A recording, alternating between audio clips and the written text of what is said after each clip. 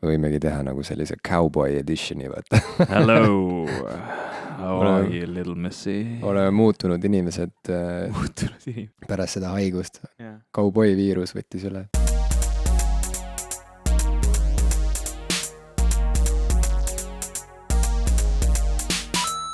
Tere, minu nimi on Ivo Krustok. Tere, minu nimi on Jim Ashilevi. Ja saade, mida te kuulate, on Popkulturistid 3. Popkulturistid 3. Mul on siuke tunne, et ta ongi nagu jälle mingisugune uus algus. Ma peaksin jälle ütlema, me oleme tagasi sellepärast, et hoolimata sellest, et me kuidagi äsja just tulime mingilt pausilt, siis nüüd tekkis jälle mingi auk vahele vist või? Tervislikel põhjustel jah, kuna minul oli hääl täiesti ära ja kaasa ei aidanud sellele ka see, et ma niigi ilma hääleta läksin ikkagi Vanemuisesse Otellot mängima, kus ma 3 tundi põhimõtteliselt röögin, et siis ei olnud võimalik pärast seda enam teha podcasti ega mingeid muid asju, nii et. See oli veel kuidagi nii, et kõigepealt jäi mina haigeks ja ütlesin, et ma võin teha küll, et ma nagu õue ei pidanud ju minema, eks ole, et podcasti teha, aga mul oli nagu hästi kõva nohu ja ma läksin siuke väga nasaalne kõlanud, aga sa ei olnud, ütlesid, et ei hakka nagu võib-olla seda podcasti lindistama, et sul on nädala lõpus see etendus ja ei tahaks nagu haigeks jääda ja lõpuks jäid ikka haigeks. Ja. Mitte minu süül õnneks, et ma ei... No ma ei tea, ma ei ole päris kindel, võib-olla saatsid mulle mingisuguse kirjaga näiteks saatsid selle emotikoniga, saatsid ikkagi oma pisikud mulle kohale. Saatsin tatistava emotikoni. Ja, sülitasid Haapsalu suunas ja siis kuidagi tuulega lõpuks ma tegin akna lahti ja vaatasin, et butterfly efekt või liblika tiiva löögi efekt või? Ja. No teoreetiliselt see on ju võimalik, et sa aevastad siin Tallinnas ja tuulega lõpuks ikkagi jõuab see viirus lõpuks minuni. No on ju. Ma ei tea, see on hea küsimus. Aeromikrobioloogia, kusjuures oli üks, või ütleme õhu mikrobioloogia oli üks asi, mida ma tegelikult päris pikalt kaalusin, et see on nagu ala, milles ma tahaks töötada. Ma ei ole seda mõtet siiamaani veel maha kandnud, sest see on ääretult põnev. Käiakse lennukitega, lennatakse, korjatakse õhust proove ja ütleme see, kuidas mikroobid võivad tegelikult olla vihma põhjustajaks ja kõik siuksed nagu erinevad asjad on hästi huvitav, aga ma arvan, et ma ei ole praegu pädev vastama küsimusele, kas ma sain siin Tallinnast Haapsallu haigeks aevastada. No teine variant oli, et sul oli nohu ka, on ju. Ma olin reedel veel Paides, kusjuures sealt on veel kaugem. Kas sa Paides nuuskasid ka näiteks või? Mingi hetk. Kas sa viskasid oma selle taskurätiku prügikästi näiteks? Ma loodan küll. No, siis nuuskasid, viskasid selle ära. Taskusse panin ilmselt. Panid võib-olla see kukkus sul taskust välja. Ei ole prügikasti lähedal. Võib-olla see kukkus sul taskust välja, keegi korjas selle üles, mõeldes, et ma viskan selle ära, et mis see siin Paide linna peal vedeleb siin see paperinutsakas, aga siis nägi näiteks sõpra, jäi taga rääkima, juba käsi pani selle taskuräti taskusse niimoodi hajameelselt, siis ta võib-olla tuli selle nutsakaga Haapsallu, on ju, ja siis kuidagi sealt tema taskust seal Haapsalus võib-olla sattus see nutsakas ikkagi minu lähedusse ja võib-olla siis tuulega ikkagi lendas mulle korraks vastu nägu näiteks või suhu, niimoodi, et ma ei märganud. Ma ei tea, et see on võimalik. Jim, see läheb nagu halvaks improteatriks. Okei. Et võib-olla räägime kõikidest nendest lahedast asjadest, mis vahepeal on juhtunud. Meil on tegelikult päris palju feedbacki varasematel osadel. Et võib-olla kõige suurem neist on, et me üllatusime, kui võimekas on meie palve siin saates, et kuidagi niimoodi muu jutu käigus, kui Jan oli meil saates külalisena, mainisin ma, et jube tore oleks, kui keegi lubaks meil korra VR või virtuaalreaalsus mingit siukest asja proovida. Ja siis sinuga võeti ühendust Sony poolt, eks ole, Sony Eesti poolt. PlayStation Eesti võttis ühendust ja ütles, et aga palun. Jah, et tulge või tähendab, võtke ja proovige. Nii et me saime katsetada siis PlayStationi VR-i või virtuaalreaalsuskomplekti, et hoolimata sellest, et meil telekat ei olnud, ma üritasin ta küll oma arvuti monitoriga ühendada, aga tuleb välja, et see päris nii lihtsalt ei käi. Aga seda virtuaalreaalsusvärki saime ju kogeda. Kuidas sulle mis mulje jäi? Ma olin enne seda proovinud ainult seda Google Cardboardi ja see juba tundus mulle täitsa siuke fantastiline asi, et papist lihtsalt põhimõtteliselt teibid kokku mingi karbikese, paned oma telefoni sinna sisse ja juba saadki vaadata 360-kraadiseid videoid, mingeid kontsertsalvestisi. Ma mäletan, kuidas ma läksin sellega Von Krahli oma kolleegide juurde ja siis enne etendust seal anti käest kätte seda cardboardi ja vaadati mingit ahvi videot ja kõik samamoodi nagu reageerisid. Hakkasid ka nagu ahvi moodi ringi hüppama? Ei, seal oli mingi koht, kus ahv ilmus põõsast ja siis kõik tegid täpselt sama hetke peal nagu see oli nii haige, nägi nii debiilne välja nagu, et see nagu täpselt nagu kordus sama intervalliga. Seda oleks pidanud filmimis kokku monteerima. Ma istusin seal garderoobis, vaatasin neid inimesi, kes järjest proovisid ja mõtlesin, ma peaksin seda filmima, see oli lihtsalt nii idiootne.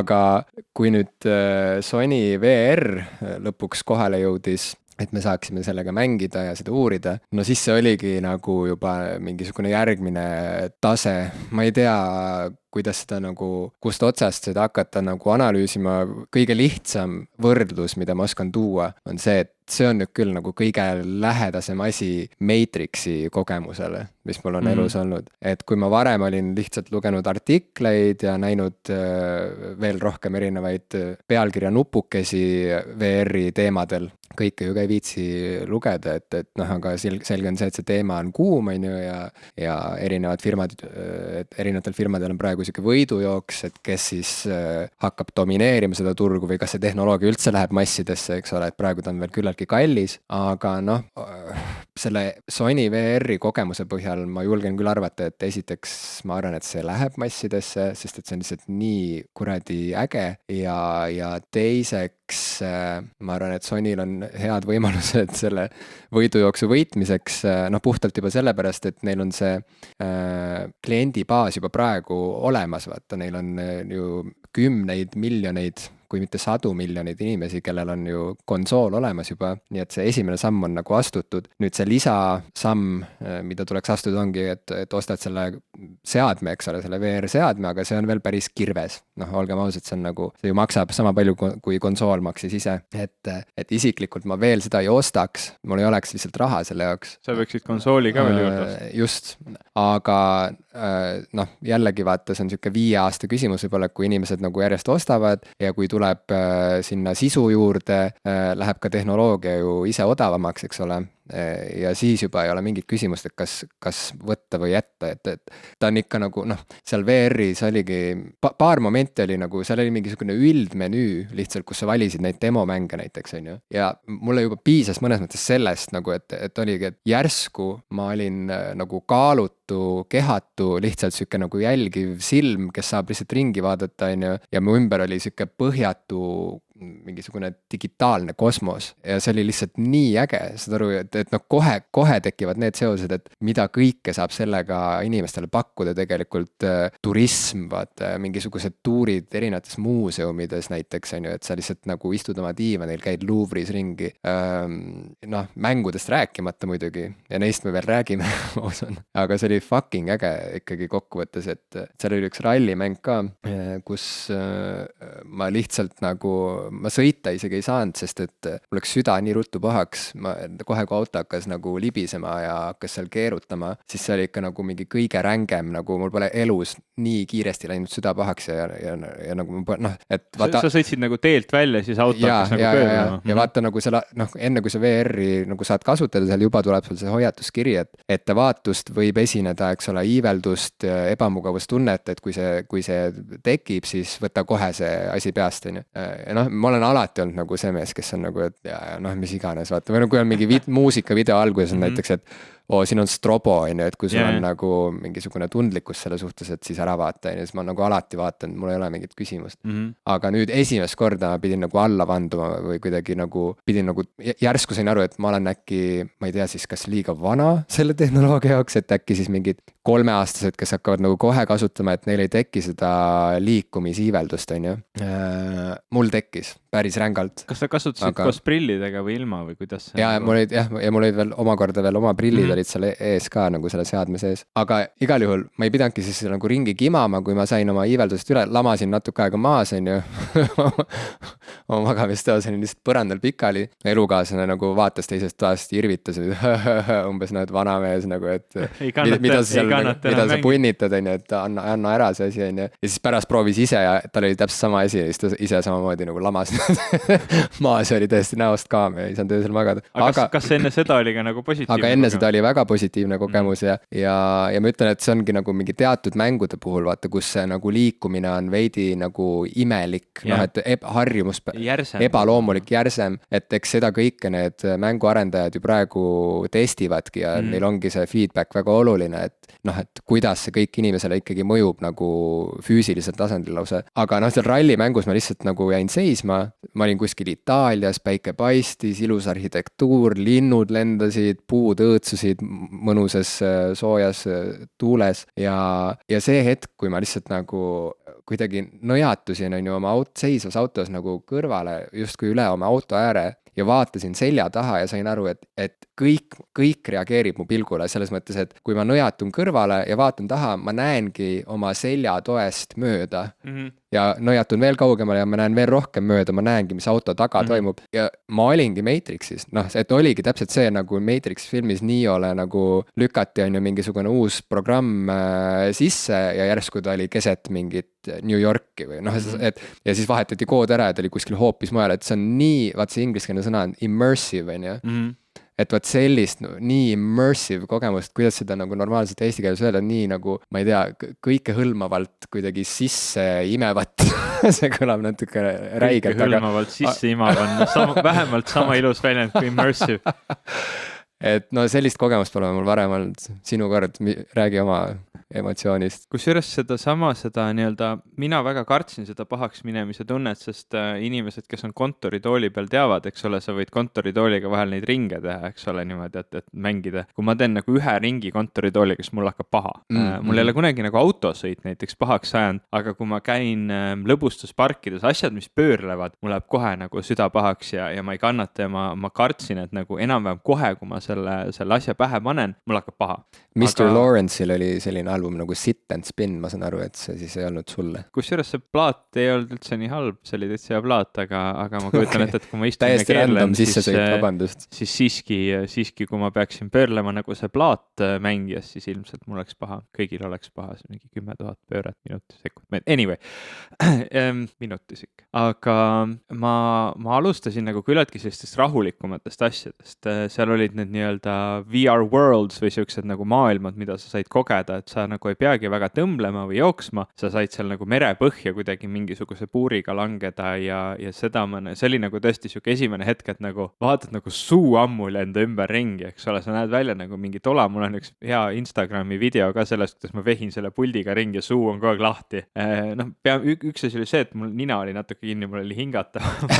Aga teine, ma tõesti oligi nagu terve selle aja nagu mingi tola loobin siin seda pulti mööda tuba ringi ja katsetasin ja see maailma nagu taju või kui sees sa selles oled ja kuidas see kõik nagu reageerib sulle, nii võimas tunne, et sellega mul algus nagu paha ei hakanud ja ma andsin kohe oma abikaasale ka, Evale ka andsin, et noh, proovi, et esialgu oli ka võib-olla natuke skeptilisem kogu selle asja vajalikkuse ja sisu suhtes, aga samamoodi, et noh, nii kui see nagu asi pähe läheb ja tööl hakkab, on need esimesed et et noh, vau, mis mu ümber tegelikult toimub või kui võimas see tegelikult on, sest see ongi nagu natuke selline asi, et me pole tegelikult kogenud ju neid selliseid asju. Enamus inimesi pole virtuaalmaailma kogenud, sul on võib-olla mingi väike kokkupuude arvutimängudega või noh, ütleme sinu jaoks arvutimängude evolutsioon on samamoodi siuke mingi random kõrvalseisev protsess, et sa näed vahepeal on mingid kriipsujukud alguses taavad 11.8-bitise graafikaga ja siis hiljem on juba 3D värkaga, aga seda, et milline see VR või see virtuaalreaalsus tänapäeval on, pole enamus üldse kogenud. Ja see ongi täpselt siuke, et nagu vau, et siuke asi on võimalik hetk. Ja minul see automäng ei jäänud pahaks, sest ma sõitsin seal niimoodi nagu korralikult, ma kartsin hullult, et kui ma nagu välja lendan, et ma püüdsin nagu hästi tasa sõita ja niimoodi rahulikult, aga kui ma tegin seda mäest alla sõit kelguga, see ajas mul kohe, ma panin selle mängu, vaata siin on see, mulle meeldis, siin on külje peal nupp, mis ükskõik mis hetkel sa seda nuppu vajutad, lülitab süsteemi välja. Et see oli nagu siuke safety värk. Ja ma see oli küll hakkasid mäest alla sõitma, vajutasin nuppu, ei saa. Et kohe hakkas nagu halb. Ja ma tundsin ka, et üle mingi 20 minuti ma ei saanud üldse nagu olla. Mul juba hakkas paha, ma pidin nagu korraks nagu silmad jälle nagu selle uue reaalsusega harjuma ja prillidega oli ka nagu raskem. Et mul see nägemine nii hull ei olnud, et ma sain nagu ilma prillideta hakkama, pilt oli natuke udusem. Aga sellegipoolest nagu väga tänuväärt kogemus peab ütlema. Ja see 5 aasta skeem, ma olen täiesti kindel, et 5 aasta pärast see on nagu üsna tugev uus meelelahutusvorm.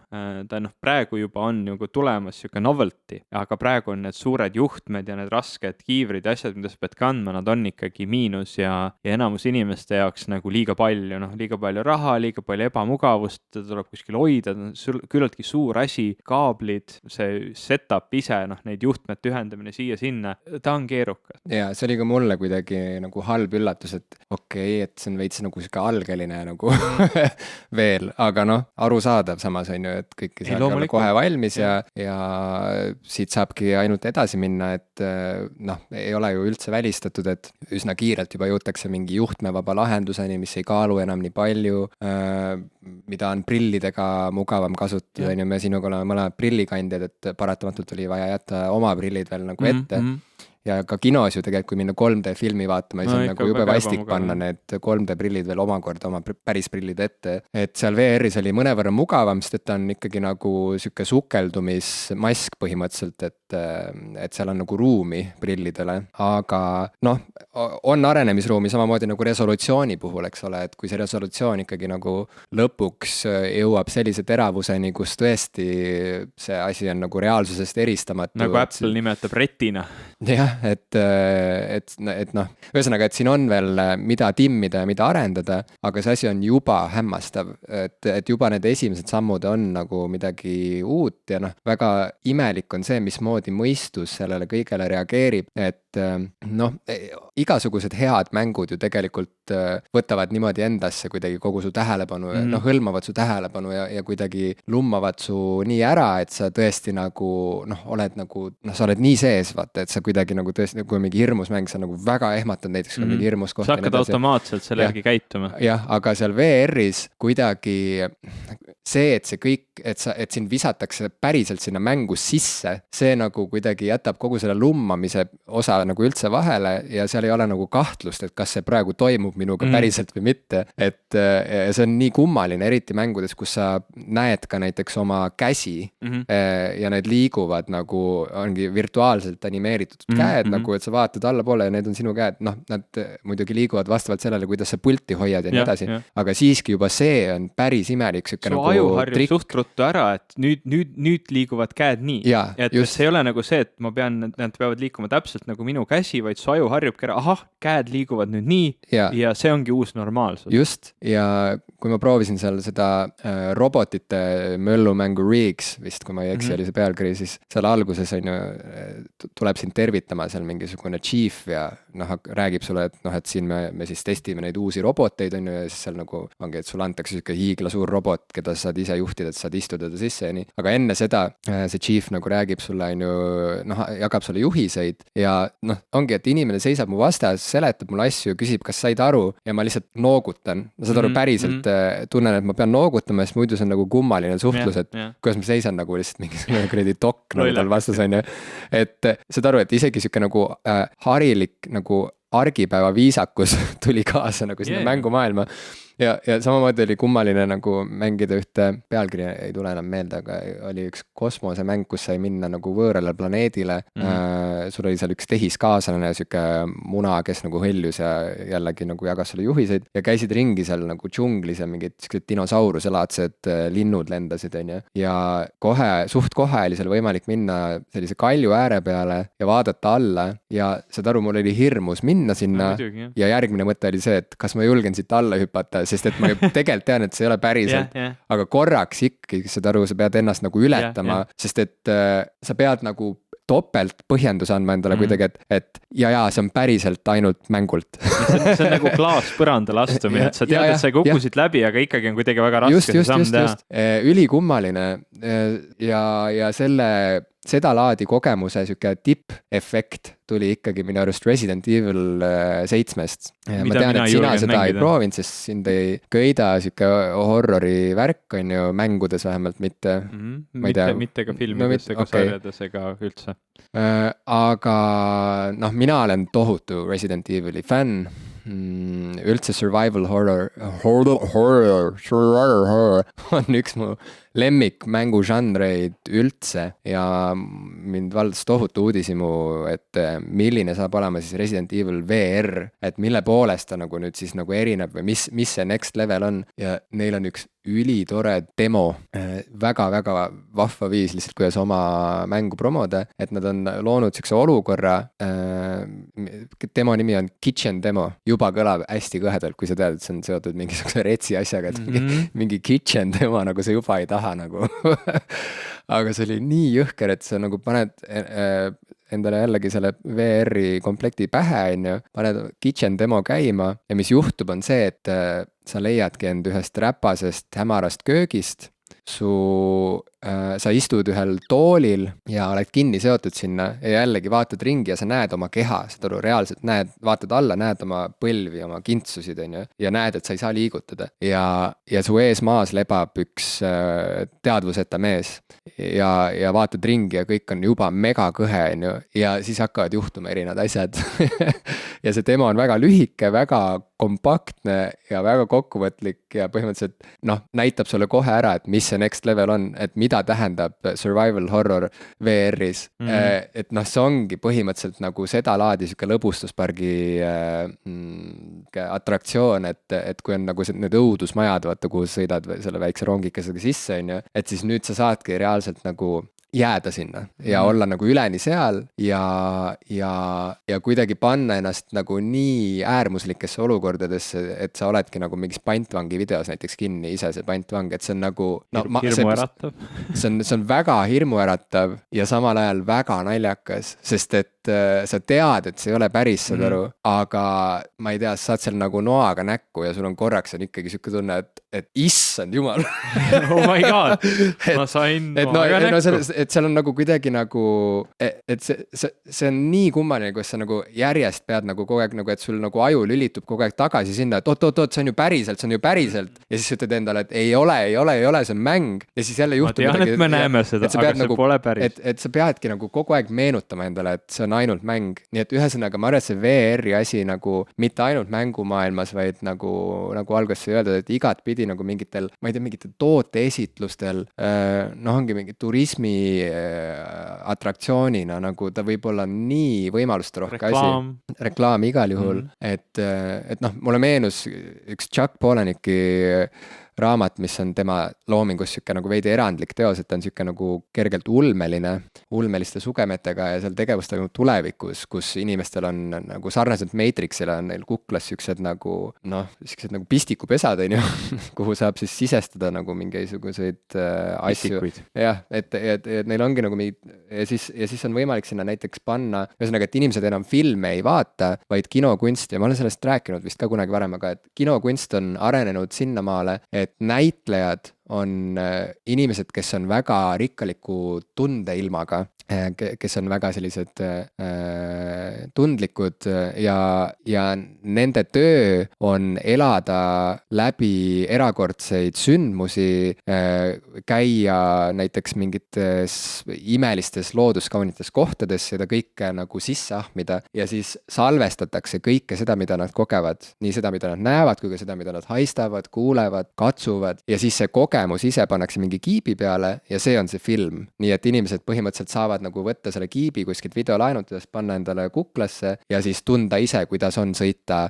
rongis läbi mingisuguse grandioosse mäestiku ja tunda neid suuri tundeid. Elada kellegi teise kogemusi läbi. Ja ma ütleks, et see VR on nagu kõige lähedasem asi sellele, mida Palahniuk nagu kirjeldas selles ulmeromaanis. Et sa küll VR-i puhul muidugi ainult näed ja kuuled, aga kui me juba siin oleme, küll me jõuame juba nagu nende teiste efektideni ka, kus sa juba, ma ei tea, tunned midagi ja võib-olla haistad ja võib-olla pole vaja muidugi, ei ole vaja ka liiga reaalseks minna, aga potentsiaal on tohutu minu arust sellel tehnoloogial. Sellest edasiarengust ja sellest, et kuidas teda mugavamaks muuta rääkides, ma pärast seda, kui ma olin nüüd seda VR-i proovinud, läksin ma Tallinna Kaubamaja meeste rõivast osakonda. Kõlab nagu väga huvitav koht, kuhu selle jutuga minna, aga seal toimus Microsofti HoloLensi demo ja tegelikult, kui ta veel see kuu, mis kuu meil on, märts vist, eks ole, märtsi jooksul on on seal iga reede ja laupäev, neid aegu tuleb internetis täpselt vaadata, aga on selline demo booth seal, kus näidatakse Microsoft HoloLensi ja see on nüüd selline peakomplekt, mis võimaldab liitreaalsust, ehk siis sa näed kõike, mis su ümber toimub, aga sinna on lisaks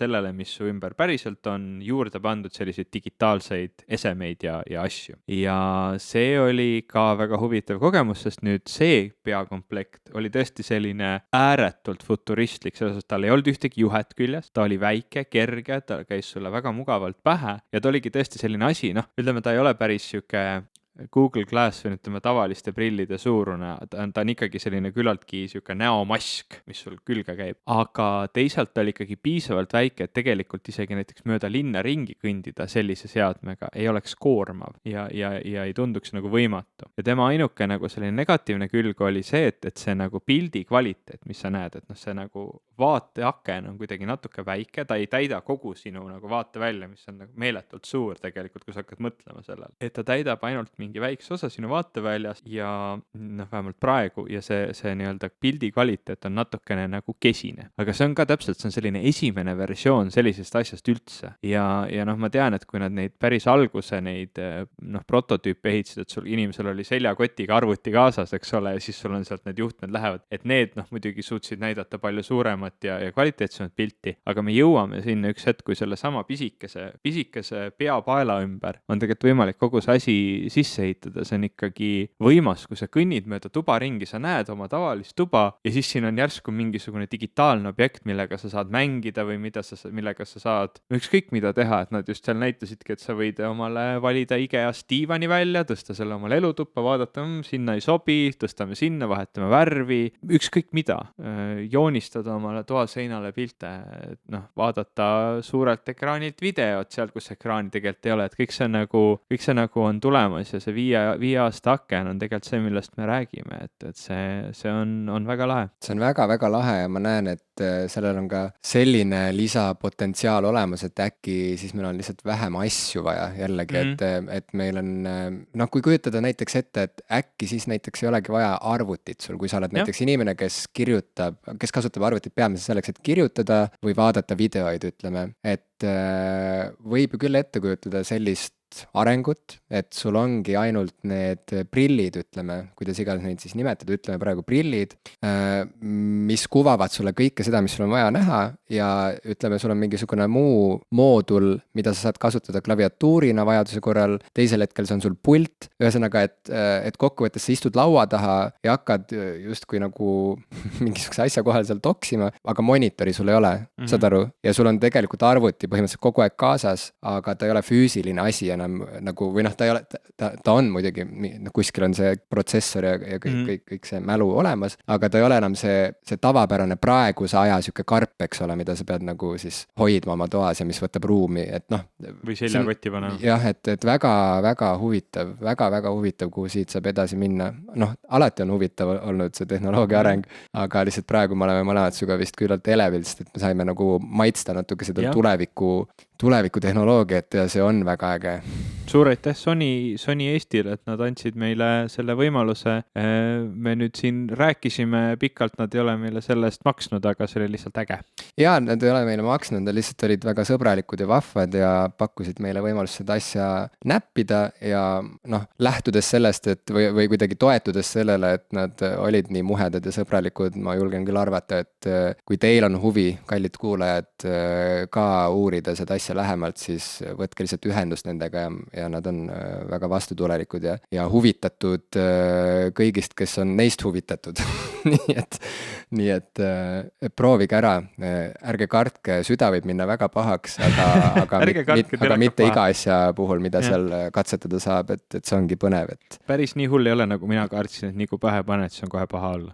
Kusjuures väike ääremärkus veel, mis mulle meenub, et kui ma rääkisin meie kontaktisikuga Sony Eestist või PlayStation Eestist, et siis me rääkisime ka sellest iiveldustunde tekkimisest ja siis ta ütles mulle, et kusjuures praegu testitaksegi ka seda, noh see on asi, mille kallal praegu nähakse vaeva, et inimestel ei tekiks seda iiveldustunnet. Ja üks lahendus, mida on proovitud, on see, et vaata päriselus inimesed, kui nad vaatavad ringi, nad näevad ka osaliselt oma nina, kuigi aju nagu kuidagi renderdab selle välja su sellest nagu vaatevälja tõlgendusest siis, aga ikkagi, et tegelikult me näeme oma nina, et nad on proovinud ka sellist varianti, et kui seal videos on natuke näha ninakest, et siis nad testisid seda ja tulemus oli see, et vähematel inimestel hakkas paha. Täitsa võimalik. Et väga-väga huvitav, mis asjad mõjutavad tegelikult seda, mismoodi meil tekib mingisugune sensoorne häire näiteks. Et selle peale isegi ei tuleks ju nagu esialgu, et okei, kõik on ju reaalne, kõik on äge, inimesel läheb süda pahaks sellepärast, et ta ei näe oma nina, mida ta tegelikult niikuinii nagu ei teadvusta, et ta näeb. Et väga-väga kummaline. See on tõesti lahe. Me oleme sinuga suured melomaanid mõlemad. Võib nii öelda. Me võime julgelt niimoodi öelda. Mul oli kunagi isegi blogi pealkiri oli Melomaanist Indikoini, mis tuli just Ultima tuulelaulust. Vau. Aga igal juhul, praegu vaatan sinu selle plaadiriiuli poole, siis eks ole, see ei ole nagu massiivne, et ma olen käinud külas näiteks plaadipoe Beatme asutaja, omaniku ja tegevmüüja Madis Nestori juures, et see vaatepilt, mis seal avanes, oli lihtsalt nagu, mitte silmi pimestav, vaid mul läksid silmad nagu viltu peas veidi, et nagu oleks saabunud kuskile Rahvusraamatukogu audioarhiivi või ühesõnaga, et mul ei ole väga palju raha ja mul on väike kodu, muidu ma väga igatseks ka sellist raamatukogu või plaadikogu. Sest Madis Nestoril on nagu üüratult palju raha. Tal on plaadipood, kuskilt saab neid võib-olla kõrvale niperdada, ma ei tea, praagid või ülejäägid. Plaadipood on kõige kiirem viis saada rikkaks. Donald Trump ka on näiteks plaadipoe. Make America plaadipood again. Yes, see oli jälle nagu halb improteater. See oli väga halb improteater. Aga me võime seda endale lubada, sest et ega üle oma varju ei hüppa ja peaasi on lihtsalt jääda iseendaks. Väike pro tip, eluks. Aga sellele vaatamata, et meil, eks ole, kõik riiulid ei ole albumeid täis, meil on ikkagi erinevad voogedastusteenused telefonides ja arvutites olemas, nii et meil kõigil tegelikult on kogu maailma muusikavalik ühe puudutuse, ühe kliki kaugusel. Ja see on alati tekitanud minus mingisuguseid selliseid vastakaid tundmusi, et ma ühest küljest mõtlen, et see on kõik väga äge, et ma ei pea nagu muretsema oma failide pärast, et kui kõvaketas kärssab läbi, et siis ma jään ilma oma mingitest MP3-dest, mida ma olen suure vaevaga varastanud kuskilt, et nüüd ma lihtsalt maksan vaeva ja laadinud allal. Et nüüd ma lihtsalt maksan kuumaksu ja mul on see kõik igal pool olemas ja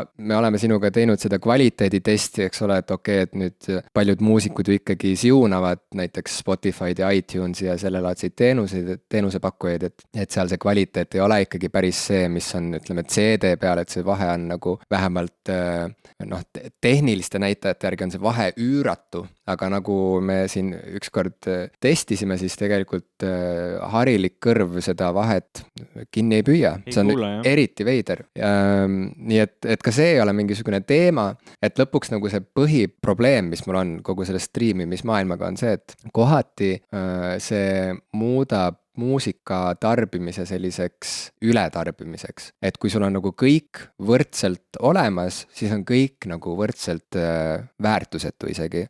Ja see on nagu siuke imelik, see on kohati siuke nagu imelik jutt, et mis asja, et sa siis tahad nagu, et sul ei oleks siis seda kõike nagu nii lihtne kätte saada. Ja tead, aus vastus on, et jah, mõnes mõttes küll jah, sest et vahetevahel see defitsiit on nagu nii võimas asi tekitamaks mingisugust siukest sügavamat sidet millegagi, mis võiks sulle huvi pakkuda, et sul tekib nagu mingisugune igatsus ja mingisugune siuke nagu, kuidas öelda, võib-olla see on natuke isegi seotud mingisuguse eriti sellise nagu ürkse tungiga saada mingi saak kätte, saad aru, et sa pead reaalselt otsinud, oodanud et sa pead minema, eks ole, sa lähed sinna tundmatusse, sa lähed sinna džunglisse, eks ole, ja sul on see ise põlve otsas nagu ihutud oda nagu kaasas ja lähed sinna varitsema ja sa ei tea, kas sa täna leiad üles selle, keda sa seal otsid, on ju, või mingi Moby Dicki lugu, et sa ei tea, kas sa täna näed seda valget vaala, sa oled valmis, on ju, ja et noh, väga liialdatud selline paralleel, aga noh, mõnes mõttes näiteks kui Deftones oli välja tulemas oma siiani viimase albumiga Gore, siis tagantjärele mõeldes mulle väga meeldis, et nad niimoodi järk-järgult andsid nagu mingisuguseid vihjeid seal albumi kohta sotsiaalmeedias, kuidas nad nagu andsid, tuli see plaadi kaanepilt järsku nende flamingodega, eks ole, et selline saab olema siis see albumi kaas, selline on meie albumi pealkiri. Juba noh, kui sa oled fänn, sa juba oled nagu, et mida see tähendab, miks selline pealkiri, miks siuke kujundus nii äge, on ju. Siis läheb veel aega mööda, sa saad selle esimese video, on ju. See on ainus asi, mida sa oled kuulnud sealt albumilt ja siis sa kaifid seda ja käiad seda mingisugune 2 nädalat järjest, on ju. Siis tuleb järgmine video, ühesõnaga siuke kiusamine, siuke õrritamine, vaata. Et mõnes mõttes nagu, sa oled nagu mingi kala, kellel on visatud see sööt nagu sinna veepinnale ja siis sa lähed nagu näksid seda saiatükikest seal ja loodad, et sa saad veel ja siis lõpuks tõmmatakse sulle see ränk konk sisse ja tõmmatakse sind otse sinna albumisse sisse. Ja sa saad seda kõike kuulata, et see on nii fucking äge nagu, et see teekond, vaata, kui sa lõpuks siis oled saanud nagu kätte selle materjali, siis see on midagi hoopis muud kui see, et see on lihtsalt sul nagu kohe olemas, vahet ei ole, kas sa kuulad või ei kuula, noh, saad aru, et see elevus, sa oled juba investeerinud oma mingisugust sükest, mingit ihalust, mingit igatsust, mingit sükest soovi sinna sisse ja siis sa saad seda ka tagasi kuidagi intensiivsemalt, et sul noh, tekib mingisugune selline seos. Ja aga noh, sellele vaatamata, et kuigi ma igatsen nagu mingit sellist nagu intensiivsemat sidet muusikutega, siis seda tekib nagu harva ja nüüd ma võin rõõmustada üle pika aja, et mul on jälle tekkinud album, mis on täiesti tekitanud, on äratanud minus obsessiivsuse. Et nii, väga põnev, sa oled juba seda teemat nii üles kruvinud, see peab ikka hea plaat olema nüüd. Ja pane tähele, see on põhimõtteliselt see, mida nagu ideaalis ka muusika võiks sinuga teha, et see kruvib su huvi üles, nii et lõpuks, kui sa seda päriselt kuuled, siis sa oled nagu taevas. Ole valmis nüüd taevasse sattuma, ma hakkan rääkima. Vaatan ülespoole, natuke hirmunult, aga las ta tuleb. Ühesõnaga on olemas siuke bänd nagu Xiu Xiu, mina hääldan seda nii. Nad on Ameerika bänd, nemad hääldavad seda Shu Shu, aga oma nime nad said üldse ühelt Hiina filmilt, mis oli Xiu Xiu The Sent Down Girl, inglise keelde tõlgituna. Ma ei tea, kuidas hiinlased seda hääldavad, aga noh, Eestis on okei öelda Xiu Xiu, sest on Xiu, Xiu, eks ole. Ja see on bänd, mida ma olen nüüd ka vist ikkagi juba üle 10 aasta jälginud ja fännanud ja see on minu kõige lemmikum bänd, mida ma ei suuda kuulata. Kuidas tundub? Ühesõnaga, see on nii, see on siuke muusika või seda bändi sa väga naudid, aga nende muusikat sa ei suuda kuulata või et ühesõnaga bänd on äge, aga nende loodav muusika ei ole päris sinu mekki. Lood on ka ägedad ja muusika on ka äge, aga seda ei kannata kuulata eriti ja see ongi nagu nii, see on ainus bänd, kellega mul on selline side. Kas see on nagu natuke nagu see, et ma täna panin Björki mängima ja siis mõtlesin, et mulle väga-väga meeldib see, mida Björk teeb ja see on väga äge, aga ma ei suuda seda praegu kuulata või see on nagu siuke sinul nagu pidev, et võib-olla, kuigi ma ütlen, vaata Björkiga, ma võin aru saada, mida sa sellega mõtled, mul on võib-olla midagi sarnast, mingid sarnased tunded Björki suhtes, et ta on kindlasti mu elu edetabelites väga-väga kõrgel kohal, aga jah, ma ei saa nagu enam, ma olen nagu edasi liikunud sellest või nii. Aga Xiu Xiu puhul, nemad on selline bänd, kelle puhul võib küll öelda, et nad ei mahu ühegi žanri määratluse alla ja nad on nii segased oma helikeeles, et see alguses, kui ma tutvusin Xiu Xiu muusikuga, siis ma ei saanud isegi aru, et kas see on nali või see on nüüd päriselt mis on nagu eriti, mulle huumor muusikas ei meeldi eriti, aga Weird Al Yankovic on kurb. Aga et Xiu Xiu puhul nagu see bänd on nii üle võlli melanhoolne, traagiline, masohistlik, ennast põlgava sisu isuga ja selline nagu täiesti nagu hullumeelse helikeelega, et nagu kohati, noh, mul oligi alguses nagu raske aru saada, et mis asi see nagu üldse on. Aga samas jällegi see, et ta on nii raskesti ligipääsetav, muudab ta ka nagu nii huvitavaks. Noh, Xiu on üks väheseid bände, kelle puhul nagu ma isegi, ma nagu kohati ei saa aru nende nagu lugudest, nad on nii segased ja nagu aastaid hiljem ma näiteks võib-olla nagu hammustan lahti mingisuguse loo, et ma saan nagu, hakkan aru saama, et mis kihid seal on nagu kõla poolest, et mis rütmid seal on, mis seal nagu tegelikult toimub, et mis nagu muster sellel helil on.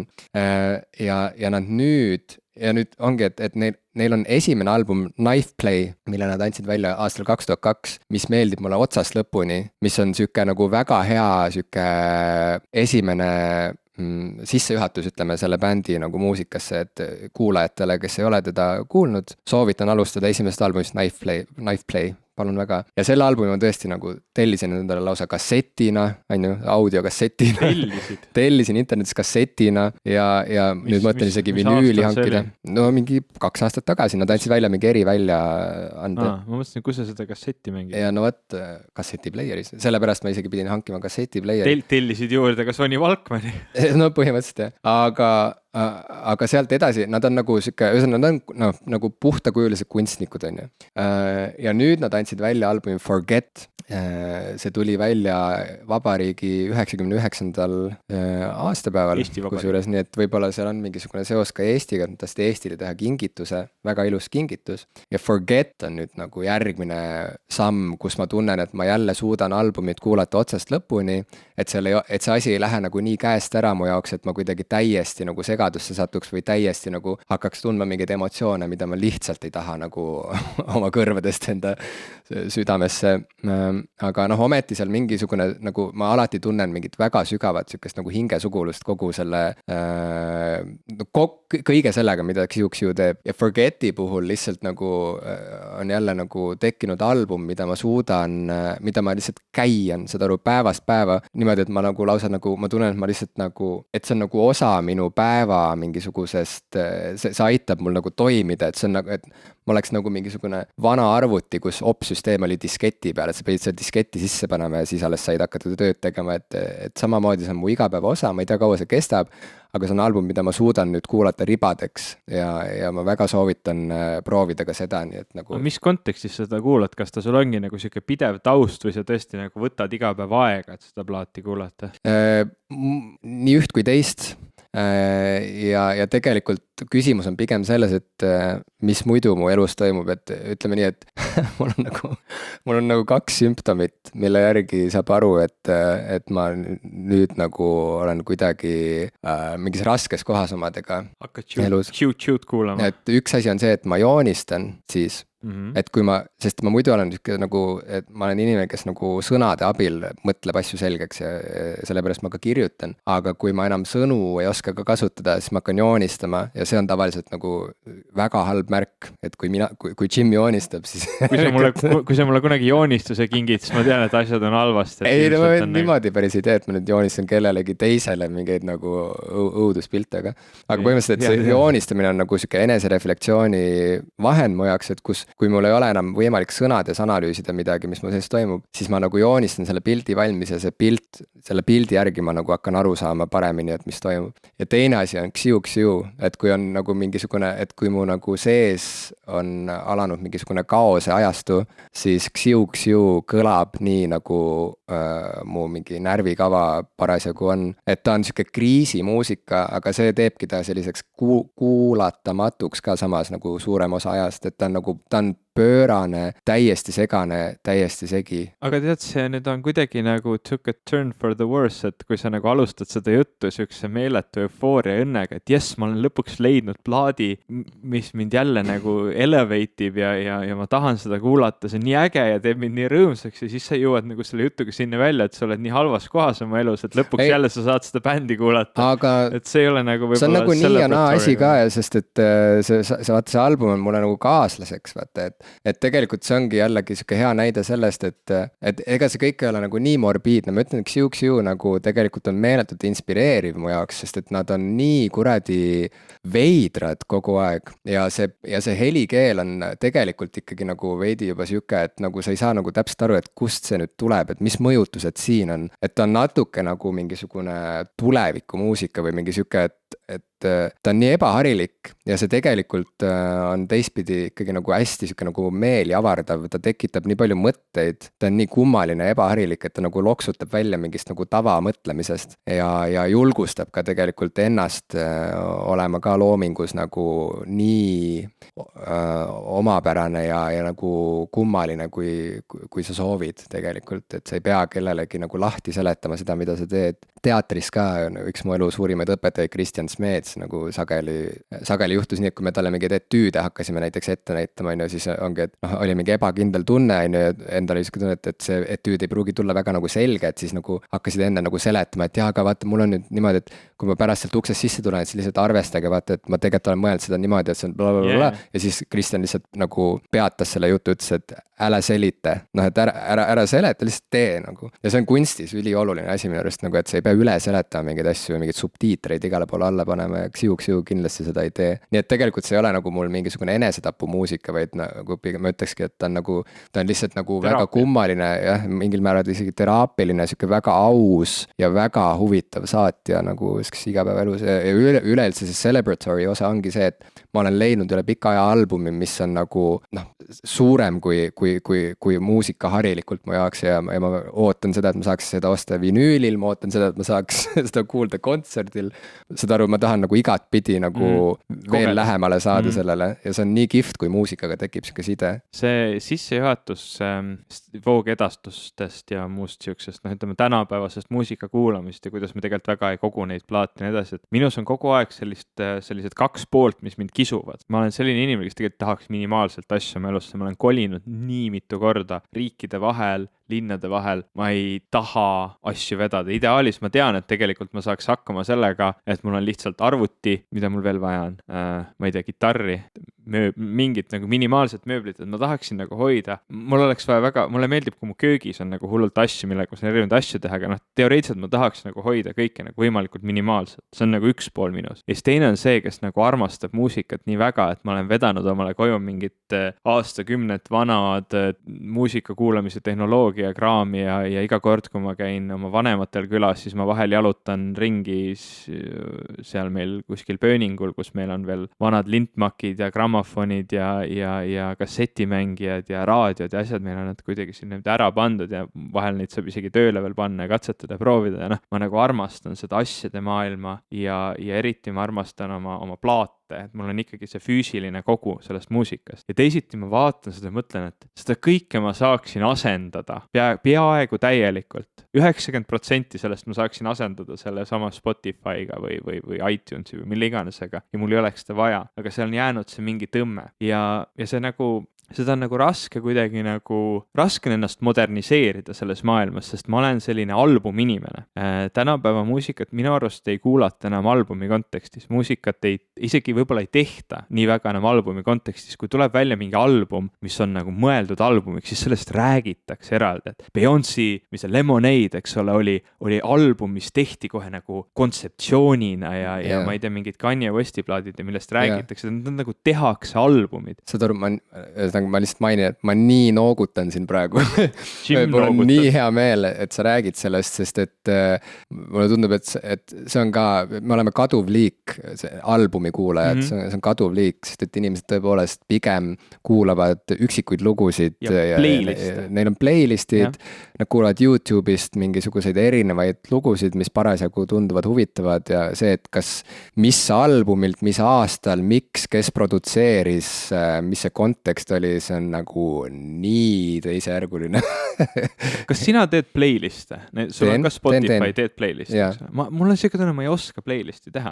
Mul on see süsteem kuidagi väga segane, ma kirjutasin sellest pika blogi postituse, ma isegi vahepeal tweetisin Spotify supportiga, sest mul oli siuke tunne, et Spotify ei anna mulle seda, mida mul vaja on. Eks ole, kui Spotify on minu muusikauniversum, siis ma tahaksin sealt välja noppida plaate, mis mulle meeldivad, teha oma digitaalse nagu plaadiriiuli. Aga aga seda võimalust ei ole. Ta ei ole nii, et mul on nagu raamaturiiul digitaalselt, et mul oleks nagu digitaalne plaadiriiul. Mul on nagu lugude sahvrid, kuhu ma need lood kokku laon, need playlistid, aga mul ei ole siukest, noh, sa saad nagu kuidagi panna mingid südamekesed või mis sulle meeldib või mingi plussi ja sa saad ka terve albumi playlisti tõsta, aga ta tuleb seal ikkagi nagu lugude listina, et ta ei ole nagu selline ilus grid plaadikaasi või niimoodi, et ma saaksin seda kuidagi nagu enda järgi seada, et milline näeb välja minu plaadiriiul, mitte võib-olla seda tõesti, võib-olla seal on organiseerida neid keeruline, aga ma olen küll lisanud albumeid, nagu seal on mingi valik on seal, et add to my albums ja siis ongi sul seal menüüs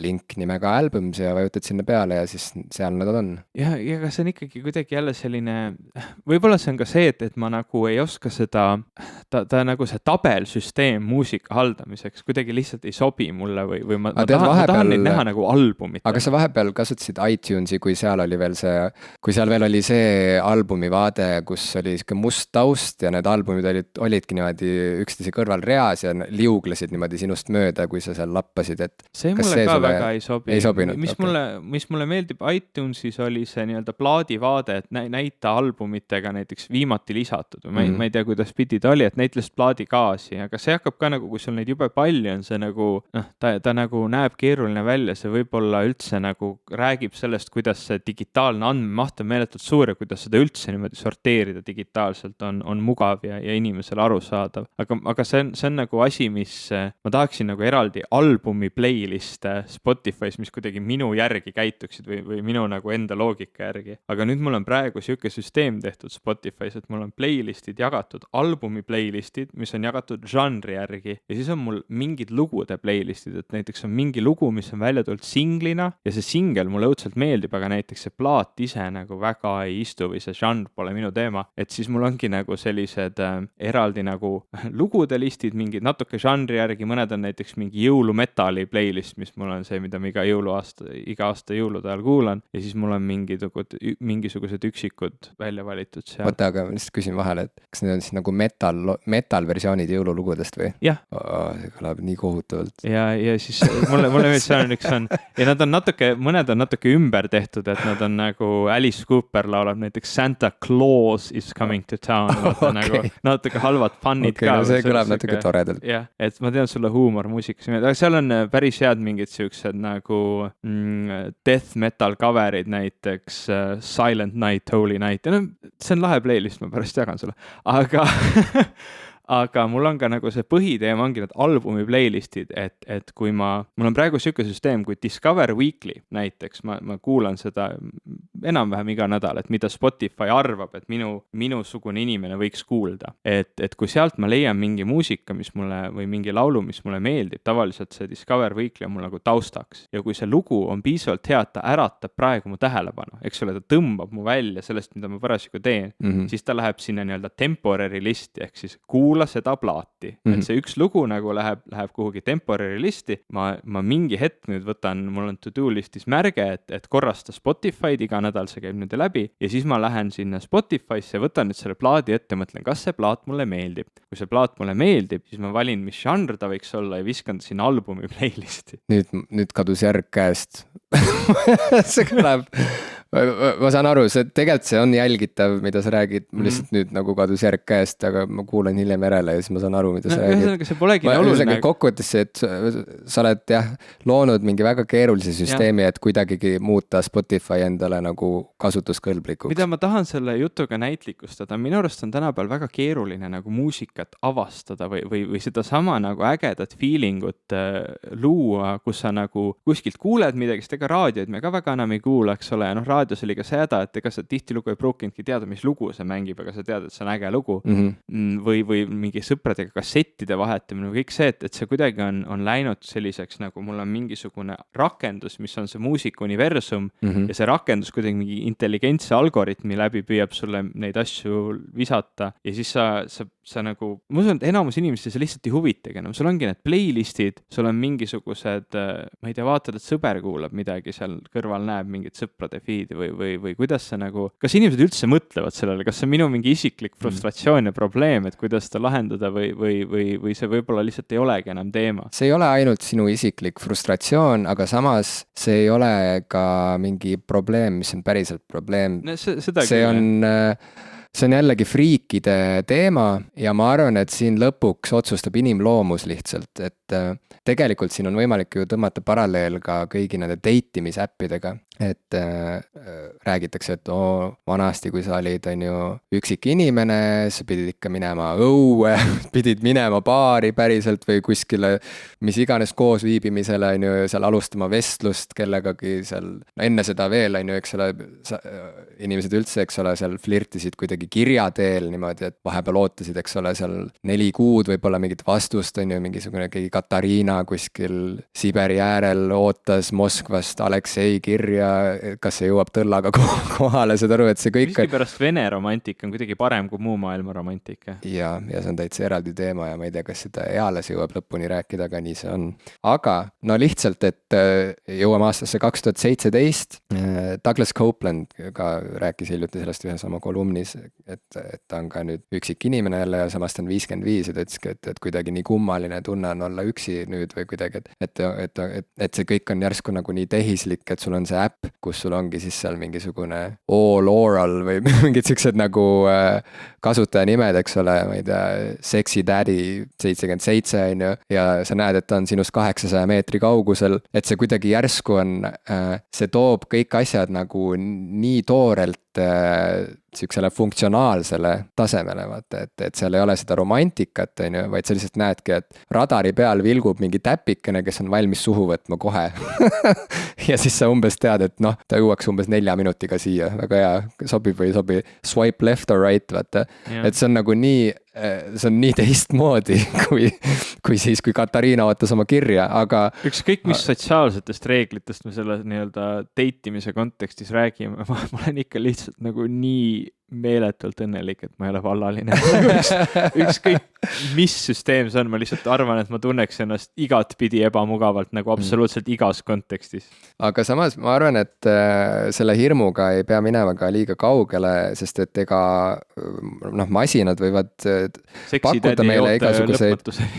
Ei no lihtsalt, et iga sexy daddy on lõppkokkuvõttes ikkagi ju ka inimene, kes ja inimloomusega käib kaasas minu arust ikkagi soov ülevate tunnete järele, soov romantika järele, et noh, kui ükskõik kui nagu mingisugune kuidagi nagu otsekohene ja aus, keegi enda meelest ka ei oleks, et siis ikkagi on erinevaid igatsusi ja tundmusi, mis eristavad meid lihtsalt robotitest, kes lepivad omavahel kokku, et too mind on vaja õlitada, sa oled 800 meetri kaugusel, tule siia. Noh, et seal on midagi muud veel ja ma arvan, et nagu muusika puhul on samamoodi, et sa ütlesid, et enam just nagu ei saa avastada asju ja sellega seoses meenub kunagine kuulus komöödiasari Tuvikesed, mis selle ingliskeelne originaalpealkiri?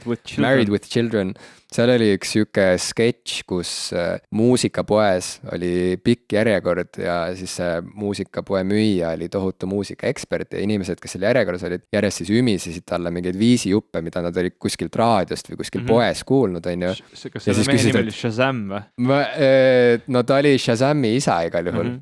Ta oli Shazami prototüüp kindlasti ja see mees siis nagu selle halva ümisemise peale nagu sai kohe aru, et see on see ja siis tõi selle albumi ja müüs sellele inimesele, Tänapäeval meil on Shazam selle jaoks, aga siiski ja mulle meenub see, kuidas ma ise, eks ole, tulin koolist koju, panin Mega FM-i käima, eks ole, kõige kõvem raadiojaam Eesti ajaloos, Mega FM, mis pandi kinni ja mille asemele tuli Star FM, mis siiamaani õitseb. Sina Mega ei kuulanudki raadiot V6 või? Raadiomaania? Ei, ma ei olnud nagu mingi Terminaatori inimene. Okay, ma hakkan pahaseks minema. Mega FM-ist tuli näiteks Björk, Okei. Mega FM-ist tuli trummi ja bassi, sealt tuli hip-hopi, sealt tuli nagu asju, mida päriselt tahaks kuulata. Megavärki. Ja siis oligi nii, et tuli mingi äge lugu, ma jooksin, on ju, kuskilt, kus iganes ma kuulsin, mis asi see on. Jooksin oma raadiomaki juurde ja panin kassetile lindistama selle loo, on ju. Jupike jäi alguses puudu, aga noh, mul oli vähemalt see, jällegi mul oli siuke tunne nagu ma oleks püüdnud kinni midagi, seda nagu ma oleks nagu jahil käinud korraks, vaata. Et jah, seda asja enam ei ole mingil määral, aga samas nagu ei saa öelda, et inimesed ei avasta enam asju, et sa ei saa, sest et kõik ei ole olemas sul seal Spotify's, sa ikkagi võid minna kuskile teise kultuuriruumi reisima, käia seal turul, osta mingi kohaliku muusiku mingisugust albumit, mida sa ei saa isegi Amazonist endale tellida, on ju. Rääkimata sellest, et sa saad ka nagu oma siin samas koduses Eestis tegelikult sattuda peale mingile keldrimuusikule, kes ikkagi tundub sulle eriline, vaatamata sellele, et tal on võib-olla Bandcampi leht, eks ole, et ma arvan, et siin ikkagi otsustab jah, nagu ma ütlesin, nagu inimloomus, et me tegelikult ei taha, et me lõpetaks päris nii, et nagu ühesõnaga ma arvan, et inimloomuses ei ole tegelikult nii tugevalt seda soodumust muutuda ise robotiks, vaata, kellele lõpuks lihtsalt saadetakse faile pähe. Kogu minu selle nostalgilise lörri lõpuks saab tegelikult öelda ju seda, et ma avastan praegu rohkem ja paremat muusikat kui kunagi varem, eks ole. See on see Spotify positiivne pool, et ma saan seda avastada ja ma saan selle kohe kätte ja kuigi sealt mingisugune selline nii-öelda, nagu sa kirjeldasid, selline püüdmisrõõm kuidagi natuke on väiksem. Ma olen viimasel ajal mitte ainult viimasel ajal, aga mul praegu tulebki meelde näiteks Sampha Process, mis on võrratu plaat Childish Gambino Awaken My Love või siis täiesti crazy bänd, mida ma nüüd nagu ka, ta on nagu pikemalt juba tegutsenud, aga ma olen võib-olla viimase paari plaadiga avastanud, on King Gizzard and the Lizard Wizard on bändi nimi ja nende viimane plaat on Flying Microtonal Banana. Väga crazy siuke proge psycho bänd ja või mitte psycho on vale sõna, aga siuke psühhedeelne proge rock, stoner rock värk, et selline tõesti nagu huvitav muusika ja tõesti seda nagu ägedat muusikat praegu enda ümber ma nagu näen hästi palju igal pool. Ja võib-olla see ka nagu natukene tõmbab seda nagu maha, seda feelingut, et ei ole enam sellise nagu teemandi avastamist järsku nii palju, kuna kõik on nagu justkui äge ja kõike saab kuidagi kätte. Mul viimasel ajal ma hästi palju Offspringi kuulanud, sest tuligi selline natuke nostalgiline meenutus peale ja ma mäletan, kui ma esimest korda Offspringi kuulasin, see oli kuidagi nii, et meil oli üks Soome perekond külas ja nende pojal oli Offspringi kassett või CD-plaat. Kõlab nii nagu, et võt täpselt nii see pidigi juhtuma sel ajal, kui sina üles kasvasid. No enam-vähem, eks ole, et Soome pere tõi meile tuleb ja kuulab Offspringi, see on täpselt see. Ja tal oli kaasas kas CD-plaat või kassett, ma ei mäleta täpselt millal see oli, kas meil oli kodus juba võimalus CD-si kuulata, aga igatahes mu isale meeldis see plaat. Mul on väga ägeda muusikamaitsega isa ja ta lindistas selle ümber ja siis see oli see Offspringi Americana kassett, mis oli nagu täielik siuke nagu kogu aeg repeat'i peal, eks ole, ma kuulasin seda isegi rohkem võib-olla, kui ma kuulasin mõni aasta varem tol hetkel siis onu Bella plaate kasseti peal. Ma kuulasin väga väikse lapsena hästi palju onu Bellat millegi pärast. Sa ei olnud ainus, kusjuures see on ülikummaline ja see on ka suurem teema. Ma olen küsinud kunagi oma vanemate käest seda värki, et kas nagu imelik ei olnud, kui teie mingisugune väga väike laps paneb onu Bella mängimist, et vähemalt kui olid võõrad külas, siis sina laulsid alati, ma olen särtsakas poiss, et siis oli nagu enam-vähem okei, et sa niikuinii saanud aru.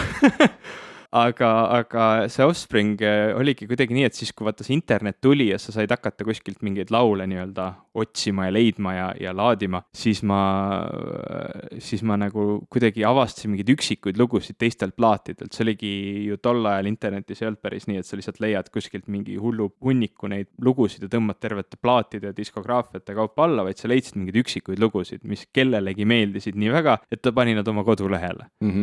Ja siis ma olin nagu kuulanud mingeid siukseid lugusid siit-sealt olid nagu noppinud ja nüüd Spotify's, kus on kõik plaadid niimoodi ees, siis see ongi jälle siuke naljakas mäng, kus seda lugu ma tean, ma mäletan, ma seda ühte lugu siit plaadilt hullult palju kuulasin või seda teiselt plaadilt. Et selline naljakas tunne tekkis selle peale, kui ma seda, ma ei tea, noorus või lapsepõlve või vist ikka lapsepõlve nagu muusikat või varajase teismepõlve muusikat kuulasin uuesti. Minu arust kogu selle striimimisteema juures ongi 2 probleemi, mis on nagu arutamist väärt, ja üks neist on natuke väiksem kui teine. Ma alustan sellest väiksemast. Väiksem probleem ongi see, et liigne kättesaadavus või siuke valikute paljusus lihtsalt ajab meid segadusse, et me oleme lihtsalt, meil on sellised ajud ja sellest on kirjutatud artikleid, raamatuid ja ma olen ühte nendest raamatutest ka lugenud, The Paradox of Choice, see oli päris lahe raamat, kus toodi ka selline näide, et kui sa lähed poodi ja sul on vaja teksapükse, sa lähed poodi selleks, et osta teksapüksid ja sa tead, et seal poes ongi ainult 2 eri tüüpi teksapükse,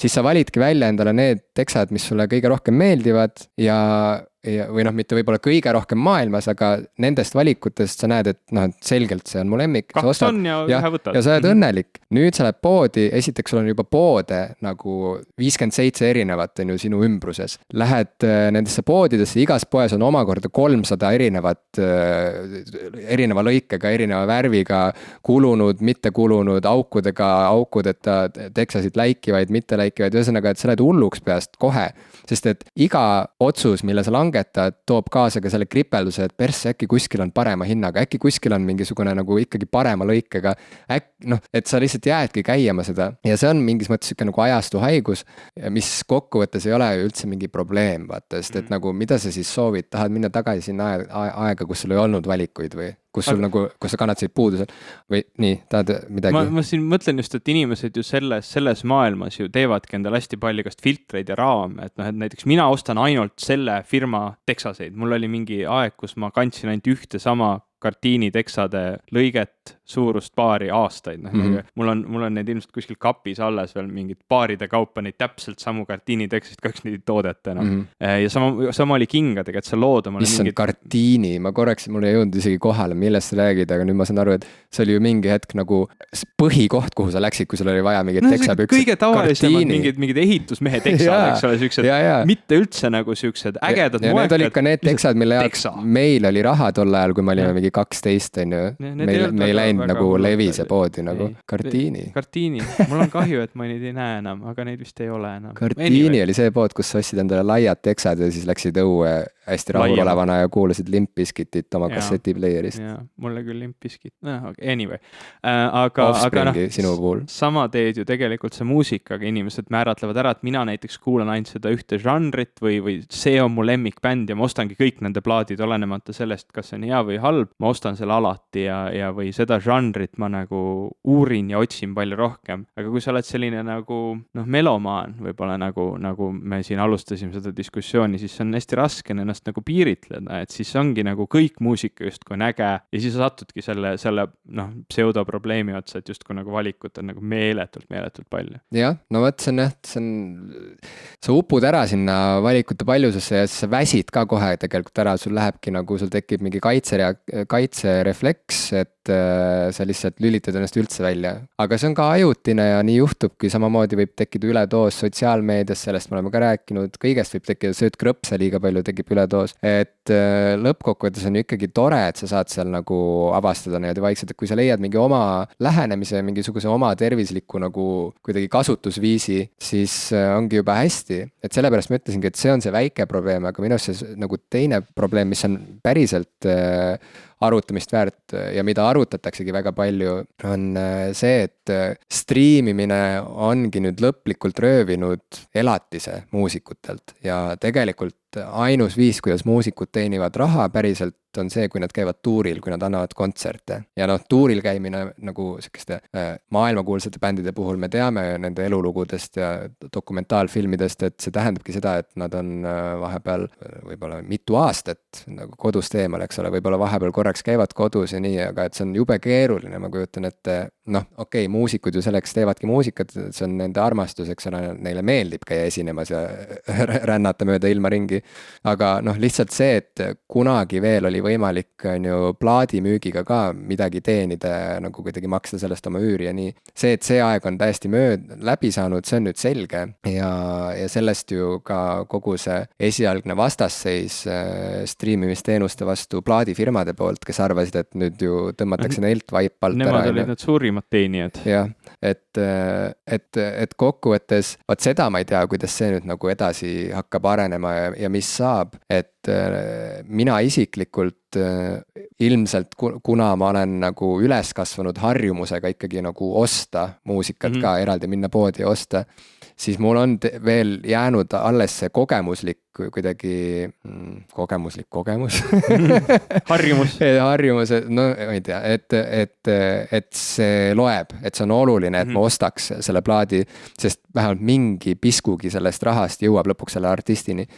Et see on nüüd jäänud ja nüüd, kus neid vahemehi enam ei ole ja ma maksangi, ütleme Spotify's oma seda kuumaksu, siis mul on rohkemgi kui lihtsalt hea meel vahetevahel osta mingi albumi, mingisuguse muusiku albumit otse temalt. Nüüd sa saad seda teha, vaata. Nüüd ei ole vahemehi. Igalühel on oma leibel. Jah, et igaüks paneb oma kodukale üles selle albumi, telli otse minult, on ju. Nad isegi ütlevad vahel, et näed, sa võid tellida ka Amazonist ja sealt, aga kui sa soovid meid otse toetada, sa võid siin see algas, noh, põhimõtteliselt nagu see läks nagu plahvatuslikult levima siuke mudel siis, kui Radiohead otsustas oma albumi nii-öelda tasuta ära anda, eks ole, see oli In Rainbows aastal 2007, kui ma puusse ei pane. Ja selle albumi puhul, eks ole, see oli esimene näide, kus maailmakuulus bänd oli nõus andma kas tasuta või siis, et maksa palju ise soovid mudeli alusel oma muusikat ära ja siis noh, kõik hakkasid seda sama tegema hiljem, on ju. Ja nagu nüüd ongi niimoodi, et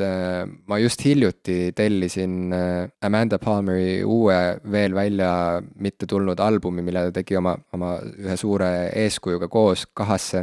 I Can Spin a Rainbow on albumi pealkiri ja ma hea meelega tellisin seal, ma ei tea, mingi 40 euro eest nagu selle albumi vinüüli, siis mingi lisa EP vinüüli peal, isegi mingisuguse kuradi märgikese, mida rinda saab panna nagu täispaketi lihtsalt tellisin ära, et varem ma oleksin terve nagu pikalt mõelnud, on ju, aga kuna ma olen harjunud, et nüüd see on see uus mudel ja nüüd, kus ma enam ei osta aktiivset muusikat tegelikult, siis nagu sellised väiksed žestid tähendavad jube palju rohkem kui vanasti, kui sa lihtsalt andsid plaadipoodi oma raha, on ju. Et nüüd, kus sa tead, et see artist nagu ei teeni enam albumi müügi pealt suurt midagi, on see eriti suur asi, kui sa nagu hoolid artistist nii palju. Ja Xiu puhul, nüüd selle viimase albumi Forget puhul ka nagu ma olen mõelnud, et ma ikkagi peaksin neilt otse vist tellima selle albumi ära, et ma olen üle 10 aasta lihtsalt nagu varastanud nende muusikat ja kasutanud varastatud muusikat isegi oma mingites nagu lavatöödes, on ju, et noh, sellises punktis, kui nemad on mulle nii palju andnud, on ju, siis nagu, kas ma tõesti nüüd ei raatsi nagu 20 euri kulutada selle peale, mida nad on mulle nagu üle 10 aasta juba kinkinud, noh, vastu tahtmist. Kui nagu mingi tunni meelelahutuse arv versus nagu euro meelelahutusest, siis see nagu ma arvan, et see nagu ei tule väga kallis. Et ühesõnaga kokkuvõttes ma arvan, et see ei ole nagu mingi, see on ju oluline näitaja, et vinüülplaadid on tagasi. Ja ma ei tea, et see David Bowie Black Star oli möödunud aasta müüduim vinüülplaat ja seda müüdi tõesti nagu tohutult palju, ma ei tea seda numbrit, aga tohutult palju, eks ole. Ma olin juba õnnelik, et ma selle plaadi sain siis, kui ta välja tuli vinüülina, sest noh, nad müüdi ju väga kiiresti, ka see esimene press müüdi välja. Ma olin, see oli vist paar päeva pärast oma doktori kaitsmist ja ma teadsin, noh, kogu see värk oli, ma olin tegelikult kuulanud seda plaati või neid esimesi lugusid enne, kui tuli üldse see uudis, et Bowie suri, ma olin seda plaati kuulanud enne, kui see uudis tuli, mulle juba ta nii meeletult meeldis ja see nagu lisadimensioon tegelikult sellele loole, mis tema tegelikult see surm nagu andis, olgu see siis noh, kahju, et see nii pidi minema, aga tegelikult selle plaadi ju tegi selleks plaadiks see, et ta pärast seda suri, et ma sain ta nagu kätte, ma sain ta kätte siis ja oligi väga ruttu, see plaat müüdi välja ja mul on siuke tunne endal ka, et kui ma oleksin oodanud nüüd, kui see uus press tuleb, siis ei oleks enam see sama olnud, lihtsalt ma pidin ta nagu tol hetkel kätte saama. Vaata, et see ongi, ma lähen nüüd selle võrdlusega päris kaugele tegelikult, aga noh, mingis mõttes vaata, ütleme, kui inimesed abielluvad, nad ka kingivad teineteisele siukse ühe füüsilise asja, eks ole, mis on siis sõrmus, eks. Et siis ütleme, bändide puhul inimestel on muusikaga ka ikkagi nagu väga sügav side, ikkagi kui inimest vähegi muusika huvitab, siis see side on ikka noh, sihuke nagu noh, üks sügavamaid, mis saab üldse olla sul millegagi veel siin elus nagu, et muusika on tavaliselt inimestele väga hingelähedane ja minu arust nagu see füüsilise albumi ostmine, koju toomine, riiulisse panemine, isegi kui sa tead, et sa võib-olla kuulad seda korra 2 aasta jooksul, on ju, ta on ikkagi mingisugune sihuke talismann, mis kannab endas nagu ta on tõestus sellest, et te nagu saite kokku, te olete oluliselt teineteisele, see bänd sulle ja sina sellele bändile ja selle suhte märgiks siin on see füüsiline objekt, see teos, mida sa saad käes hoida, mis meenutab sulle, et see kontakt sai loodud. Et noh, inimestena meil on vaja vahetevahel neid füüsilisi siukseid meeldetuletajaid või siukseid nagu tähistajaid, sellepärast meil on ka olemas monumendid, sellepärast meil on skulptuur, et midagi salvestada. See on osa sellest, kuidas me asju meelde jätame, see on osa sellest, need on natuke nagu mingid siuksed nagu teeviidad või teetähised meie nagu emotsionaalsel mälul ka, et kõik ei ole ainult virtuaalne ja ma arvan, et see ka ei muutu selliseks, sest et jällegi inimloomus on selline, meil on vaja ka käega katsutavat ja see on tulnud tagasi muusikas, mudel on muutunud, aga kõik muutub, põhiline on see, et inimesed armastaksid muusikat ja see on ju endiselt jäänud. See mudeli muutus mind üldse tegelikult nii väga ei morjenda, muusika on noh, täielik superstaari majandus, eks ole, või superstaari nagu, jah, superstaari majandus, et tegelikult muusikat suudavad väga paljud teha. Me kõik tunneme tegelikult päris mitut inimest, kes teevad täitsa hästi muusikat. Me võib-olla teame isegi päris kõvasid bände Eestis või mõni meie sõber mängib mingis väga, väga kõvas bändis. See ei ole nagu asi, mis on reserveeritud vaid üksikutele väga osavatele inimestele. Muusikat suudavad teha väga paljud ja igaüks meist võib laulma minna, noh, ma ei tea, siis kui ühendkoorid laulavad laulupeol või kus iganes. Muusika on midagi, mida me jagame, see ei ole nagu nii selline kinnine asi ja see, et nüüd me oleme nukrad sellepärast, et selline muusikute see maailm, see kitsas maailm, kus ainult üksikud said plaate teha ja selleks, et neid saada, me pidime maksma ükskõik mida või noh, et see kõik oli nagu kuidagi nii kontrollitud, et see nüüd on lagunenud. See üldse mind tegelikult ei kurvasta. Muusika eest võib-olla ei peagi nii palju teenima. See võib olla selline vastumeelne väide, et noh, igaüks võiks oma kunsti eest ju või oma loomingu eest teenida piisavalt, aga ta on superstaari majandus, kui sinu muusika on väärt seda, siis sa ilmselt ka teenid ja kui ta ei ole, noh, see on tegelikult kuulajat otsustada, see väärtus, sellel ei ole nagu iseeneselikku väärtust, nagu on laual. Laud on funktsionaalne ese, mida sul on vaja elus, sellepärast, et sul on vaja midagi, kuhu peale asju panna või arstiteenus on vaja, sest muidu sa võid ära surra või oled väga, väga kannatad, eks ole. Muusikal ei ole sellist iseeneselikku väärtust. Meie kuulajatena otsustame selle väärtuse. Ja noh, kui me oleme otsustanud, et tänapäeva meeletult suure rahvaarvu, meeletult suure loojate hulgaga maailmas selline mudel nüüd ongi, et muusika lihtsalt ongi selline pidevalt meid ümbritsev asi, siis nii ta on ja seda raskem on siin nendel üksikutel välja paista, aga neid võimalusi on järjest rohkem. Vinüül on tagasituleku teinud, sest ta on eriline. Ta on eriline asi, mida bänd on valmistanud, nad on võtnud eraldi mõte, et me teeme mingi erilise asja ja sina siis nagu fännina saad öelda, mulle meeldib see bänd nii väga, et mina teen nüüd midagi erilist ja lähen ostan selle vinüüli, ma lähen kohe vinüülipoodi või tellin netist, aga ma saan selle füüsilise eseme. Tal ei ole parem helikvaliteet, ta ei ole mugavam kasutada, tal ei ole nagu mingit siukest otseselt ratsionaalset lisaväärtust, aga ta on selline eriline asi ja seetõttu ju inimesed neid tegelikult ostavad. Aga mul on nüüd üks väga raske asi lahendada, sellepärast et just natuke aega tagasi tuli välja selline album nagu 12 Eek Monkey. Oi. Plaat, ära isegi räägi.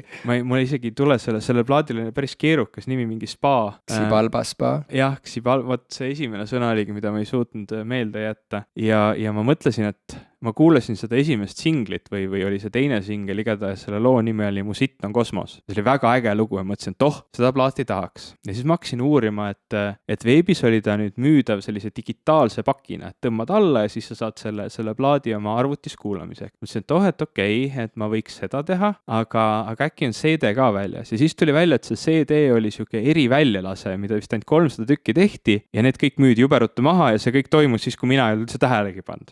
Ja siis ma nagu Twitter on siuke geniaalne koht, kus ükskõik kes saab ükskõik kellega suhelda, isegi minusugune tölmok võib siis Genkalt küsida, et kas vinüül ka on tulemas ja tuleb välja, et plaani ei ole. Ja nüüd ma olengi nagu natukene sellises olukorras, et mul on tunne, et ma tahaks seda plaati kuidagi nagu eriliselt omada, aga ilmselt ma ostan ta digitaalselt, sest see on vähemalt midagi, mida ma saan teha praeguses olukorras, kus ma ei taha vist, kas ta oli 1200 eurot, oli mingi väga-väga special edition sellest plaadist nagu füüsilisel kujul, mida ma ilmselt ei, või 2005, igatahes väga palju, et seda ma mõtlesin, et ma vist ei ole nõus ostma või tähendab päris kindel, mul lihtsalt ei ole seda rahagi olemas, et seda osta. Ma saan aru sellest murest ja ma arvan, et jah, osta lihtsalt see digitaalne versioon ja tegelikult aeg on näidanud, et kui mingi asi hakkab oma elu elama, siis hakatakse igasuguseid eriversioone veel välja andma, nagu näiteks seesama XU Knife Play, mis tuli lõpuks kassetina välja, mis oli ka vist, neid tehti limiteeritud koguses ja mul oli võimalus see osta ja kõik need erinevad värvi, uued väljalasked, eks ole, et on kasutatud seal punast vinüüli materjali või sinist või valget ja kõik need mängud nagu tulevad ja lähevad ja nii, et kokkuvõttes kõige lihtsam on lihtsalt mitte põdeda ja maksta ära need 10 eurot ja nautida. Kui praegu on nii, siis praegu on nii. Ära selle taha takerdu. Jah, õige mõte. Mu sitt on kosmos. Mingid asjad, mida nagu ei suuda kuidagi ühtsesse teemaplokki paigutada, on mul mõttes olnud juba mõnda aega. Ma tahtsin kindlasti välja tuua, et meie saate üks külaline, neid ei ole tegelikult palju olnud, neid saatekülalisi, tegelikult see on 1-2 inimesest, eks ole. Et Helene Vetik on teinud oma blogis sellise üleskutse kõikidele nagu, mitte ainult moeblogijatele, aga võib-olla kõikidele blogijatele, et Faux Not Fox või Folks Not Fox, see kõlab nagu nii paremini või näeb nagu visuaalselt ägedam välja, et siis nagu tõsta tähelepanu võib-olla sellel teemal, et äkki me ei peaks nii palju või üldse karusnahkseid riideid kandma või esemeid ostma, et meil on ju tegelikult täitsa head sellised alternatiivid, mis kas selle sama tunde või välimuse või asja nagu ütleme tehislikult ära teevad ja meil ei ole vaja selleks loomi eraldi nagu niimoodi halvas mõttes ära kasutada, eks ole. Et see oli nagu siuke äge mõte, mida ma kindlasti nagu mõtlesin esile tõsta, kuna meil blogi ei ole. Et siis mõtlesin, et räägiks korra podcastis, et see on lahe mõte. Ja me paneme lingi oma saate märkmetesse ja oleme ka alla kirjutanud sellele ettevõtmisele toetajatena, nii et igal juhul, kui teil on mingi platvorm, kus te saate seda visuaali kasutada, siis selleks on loodud, et seda jagada. Klikkige vajalikul lingil, vaadake Helene Vetiku blogi uustuus.ee ja sealt saate selle asja kätte, selle märgi oleme nõus ja kirjutame alla.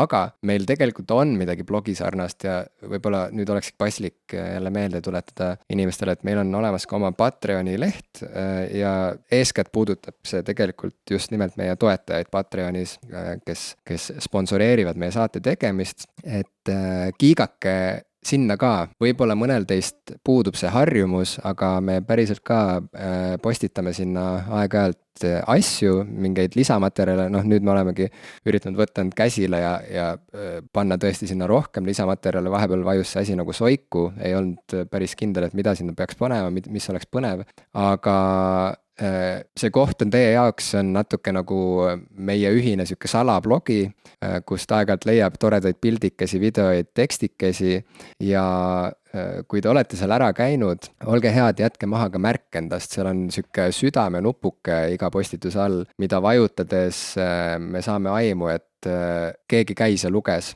teistmoodi me seda teada ei saa. Nii et kui te olete nagu postituse üle vaadanud, siis saatke väike süda teele või kui teil on aega rohkem kui 3 sekundit, siis võib-olla isegi kommenteerige midagi, sest et me ka hea meelega seal vastame teie küsimustele, tagasisidele, millele iganes, ühesõnaga see on meie ühine selline kohtumispaik, selleks ta on loodud ja me ise oleme seal kohal, nii et tulge teie ka, kui te juhtumisi pole siiamaani veel harjunud vaatama, et mis seal Patreoni blogis toimub. Mitte, ütleme, ilusasti teemablokki sobituvatest teemadest veel rääkides, kas sul on soovitusi see nädal meie kuulajatele, mõni äge asi? Ja, ma soovitaksin sellist dokfilmi, mis on nüüd juba 5 aastat vana, aga mille ma avastasin alles hiljuti, Indie Game The Movie. See on hea dokfilm. Seda saab vaadata Netflixist näiteks. Ta on olnud ka nendes igasugustes Humble Bundleites ja Steamist vist teda kuidagi saab osta ja ta on nagu hästi paljudes kohtades väga vabalt kätte saada. See film jälgib erinevate mänguarendajate igapäevaelu ja need mänguarendajad ei tööta suurkorporatsioonides, vaid ongi sellised üksikud üritajad, kes teeb seal 2 mängu, kes teeb päris üksi ja see portreteerib või nagu avab minu arust nii kuidagi südamliku, kaasahaarava ja nagu inimliku nurga alt seda, et mis elu tegelikult elavad need inimesed, kes sügavalt armastavad mänge ja mängukultuuri, et sealt, vaata, tavaliselt on ju, muusika puhul inimesed teavad ju neid muusikuid, keda nad fännavad, eks ole, vähemalt seda solisti nad alati teavad. Ikka oled näinud kuskil, jah. Filmide puhul ja teatris inimesed teavad neid näitlejaid, aga nad juba enam ei huvitu nii väga, et kes selle kirjutas või kes lavastas. Kui on mingi hästi kõva režissöör, võib-olla siis no võib-olla. Mängude puhul ma arvan, et on see protsent kõige väiksem üldse, et keda huvitab, kes selle mängu tegi, kes see joonistaks, kes loo välja mõtles, lihtsalt inimesi huvitab ainult see mäng ise. Ja võt see Indie Game The Movie minu arust nagu toobki nii ilusti välja nagu selle elu seal taga, mida inimesed ohverdavad, et anda välja ühte mängukest. See on, see oli nii liigutav, nii kihvt film ja eriti tore veel vaadata praegusel hetkel, kus meie oma Eesti punt Saummist tuuritab mööda USA-d, et promoda oma värskelt valminud rollimängu No Truce with the Furies. Ka neile tuleb kaasa elada ja ma arvan, et kui inimesed näeksid seda Indie Game The Movie't, siis ka võib-olla oleks vaja vähem kirjutada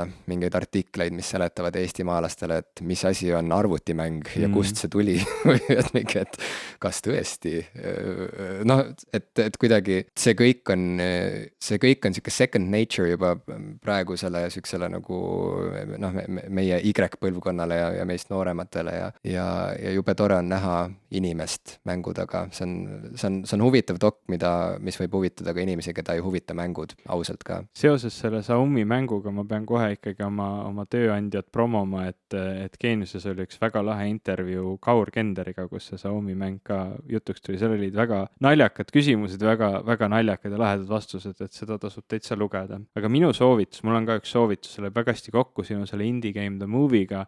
Ma hakkasin mängima ühte mängu.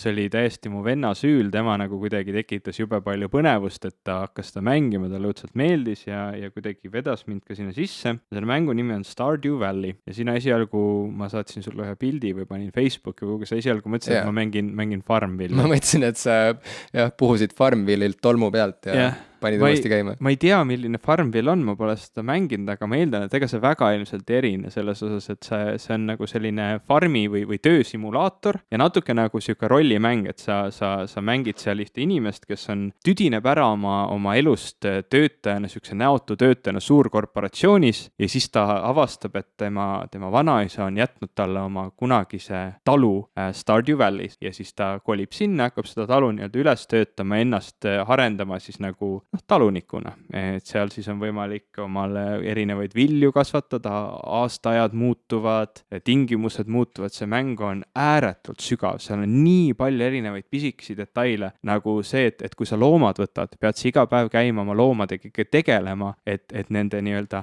nad annavad sulle paremat toodangut, nii-öelda mune või piima, kui sa neid tihedamini külastad. Et ühesõnaga sa käid, tegeled nendega ja nende selle toote kvaliteet eeskätt paraneb. Et see loomadega oligi just väga huvitav, et mängu tegija, kelleni ma kohe jõuan, pani loomad mängu sisse, aga ta nagu ei tahtnud, need olid nii armsad, ta ei tahtnud, et neid ära tapetakse, nii et loomad nagu annavad sulle piima ja mune, mitte et sa ei saa neid nagu seda liha seal mängus siis nagu kätte. Ja nad jäävad sulle nagu sinna farmi siis igavesti või nii kaua, kuni sa mängid. Ja seal on ka veel siuke eraldi rollimängu pool, et sa pead külaelanikega, saad seal sõprust sobitada, neile kingitusi kinkida, nende sünnipäevapäevi meeles pidada, sa saad abielluda nendega, kui sa nendega piisavalt kaugele jõuad. Seal on lubatud ka samasooliste abielud ja seal on ka lubatud siis lahutada, kui sa leiad, et see ei ole nii hästi välja tulnud. Et siuke väga sügav, lahe mäng. Ma alguses mõtlesin, et kui ma enne podcasti jõuan paar tundi mängida, siis ma saan öelda, et ma juba tean, ma olen mingi 2-3 tundi mänginud. Ma olen seda 18 tundi mänginud selle ajaga, mis ta mul on olnud mingi nädal aega või natuke rohkem, et oma raha kindlasti väärt mäng. Ja selle arendaja, ja see müüs mulle tegelikult selle mängu maha. Ma olin nagu kahe vahel, ta oli siuke vist 16 eurot ja mõtlesin, et natuke kallis, aga selle arendaja Eric Barone ehk siis Concerned Ape on üksik mängulooja või ütleme, ta on üksi kogu selle mängu loonud ja ilma mingit firmata ta on jätnud pidevalt nagu selle asja enda kätte, enda kontrolli alla, tema teeb need valikud, tema on selle mängu teinud, graafika, lood, mehaanika, muusika, kogu paki ja ta teeb seda hästi ja ta on fännidega ääretult avameelne olnud, võtnud kuulda seda, mida soovitatakse, kui on tekkinud mingeid tehnilisi probleeme, inimesed on näiteks oma save-mängud ära kaotanud, ta on isiklikult need save-mängud püüdnud taastada ja neile tagasi saata, et siuke ideaalne näide sellest, kuidas hästi teha sellist indie või iseseisvat mängu, et ma olin väga, väga muljetavaldav oli kogu see värk. Olles näinud Indie Game The Movie't, ma suudan täpselt ette kujutada, mis vaev ja pühendumus ja aeg on läinud selle sinu kirjeldatud mängu tegemisse ja ühesõnaga mängige, vaadake ja kuulake meid jälle järgmine kord. Head aega! Head aega!